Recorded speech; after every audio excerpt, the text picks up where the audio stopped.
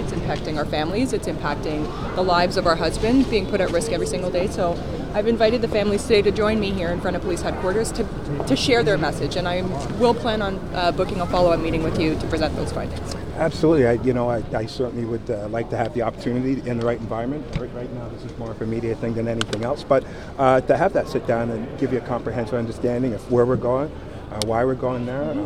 Officer safety is something that has always been a concern of mine. Those that have worked for me or with me would know that. It's never been an issue of whether or not I care.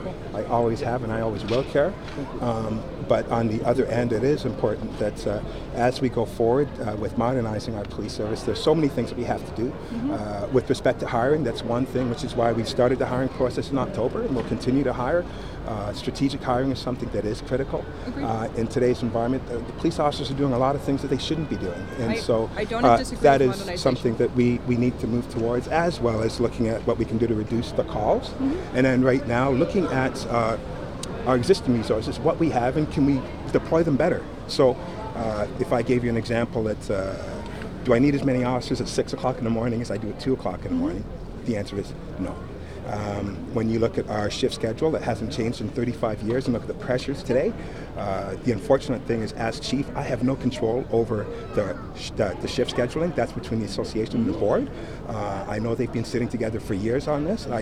One of the greatest things, if we're talking about immediate action, is to have your association work with the board in creating a proper shift schedule to fit today's needs. And I bet you there'll be a lot of reduced pressure for the frontline officers. And I hope that that's something that does happen. Chief, I'm not questioning modernization. I'm not questioning any of the plans that you put in place. I do support modernization because we are a metropolitan city. We do have that need.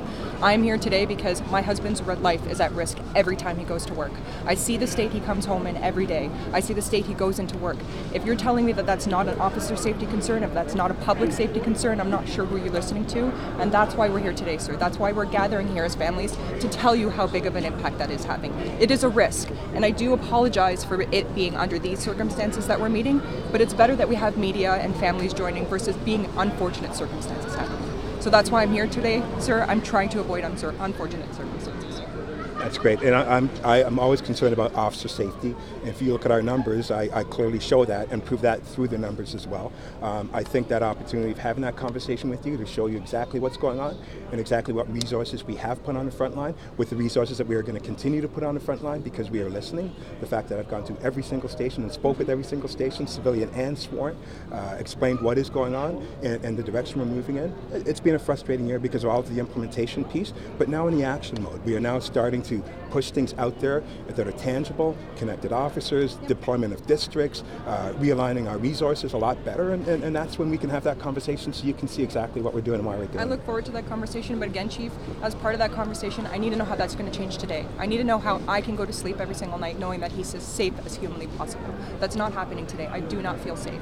He's coming home exhausted every single day. He's going to work exhausted every single day. That's what I hope that you and I can address. I understand modernization is coming.